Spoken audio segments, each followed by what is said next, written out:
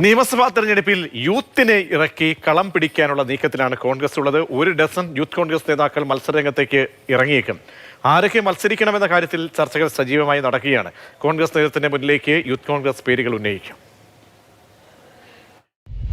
തദ്ദേശ തെരഞ്ഞെടുപ്പിൽ ഒരുപാട് യുവ നേതാക്കൾക്ക് സീറ്റ് നൽകുകയും പലയിടങ്ങളിലും വിജയിക്കാൻ കഴിയുകയും ചെയ്തു എന്നതിൻ്റെ ഒരു ആത്മവിശ്വാസം കോൺഗ്രസിന് മുന്നിലുണ്ട്. അതിനാൽ തന്നെ യൂത്ത് കോൺഗ്രസിന് കൃത്യമായ പ്രാതിനിധ്യം നൽകുക, KSUവിന് കൃത്യമായ പ്രാതിനിധ്യം നൽകുക എന്നുള്ളൊരു തീരുമാനം എല്ലാ ചർച്ചകളിലും കോൺഗ്രസിൻ്റെ ഭാഗത്തു നിന്നും ഉണ്ടാകുന്നുണ്ട്. ലഭിക്കാൻ സാധ്യതയുള്ള സീറ്റുകൾ എന്ന് പറയുന്നത് ഈ OJ ജനീഷ് കൊടുങ്ങല്ലൂർ യൂത്ത് കോൺഗ്രസിൻ്റെ സംസ്ഥാന അധ്യക്ഷനാണ്. അതോടൊപ്പം തന്നെ അബിൻ വർക്കി, ആറന്മുള, റാന്നി എന്നീ 2 സീറ്റുകളിൽ അബിൻ്റെ പേര് സജീവ ചർച്ചയായിട്ടുണ്ട്. ഈ KM അഭിജിത്താണ് പിന്നീടുള്ള വളരെ പ്രധാനപ്പെട്ട ഒരു നേതാവ്.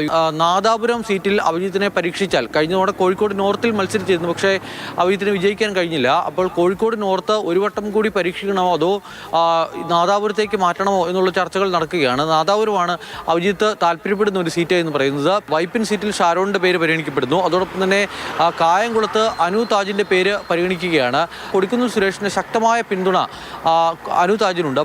അതോടൊപ്പം സോയ ജോസഫ് ചാനൽ ചർച്ചകളെല്ലാം സജീവമായിട്ടുള്ള നേതാവാണ് സോയ. കുന്നംകുളം അതോടൊപ്പം തന്നെ വടക്കാഞ്ചേരി സീറ്റുകളിൽ സോയയുടെ പേര് പരിഗണിക്കുന്നു. വിഷ്ണു സുനിൽ പന്തളം പരിഗണിക്കുന്നത് ചാത്തന്നൂരാണ്. അതോടൊപ്പം തന്നെ ശ്രീലാൽ ശ്രീധറിൻ്റെ പേര് ചേലക്കരയിലും.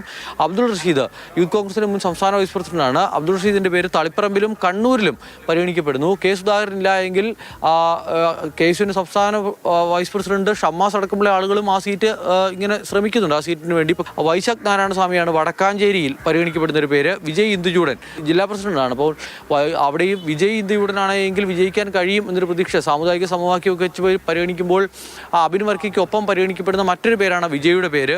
പാലക്കാട് എന്തായാലും രാഹുൽ മാങ്കൂട്ടം മത്സരിക്കാൻ ഉണ്ടാകില്ല എന്നുള്ള കാര്യം ഉറപ്പാണ്. രാഹുൽ പാർട്ടിക്ക് പുറത്താണ്. അപ്പോൾ അവിടെ ജയഘോഷിൻ്റെ പേര് കൂടി KS ജയഘോഷിൻ്റെ പേര് കൂടി അവിടെ പരിഗണിക്കപ്പെടുന്നു. അമൽത്താൻ പറമ്പിൽ, മാതൃഭൂമി ന്യൂസ്, തിരുവനന്തപുരം.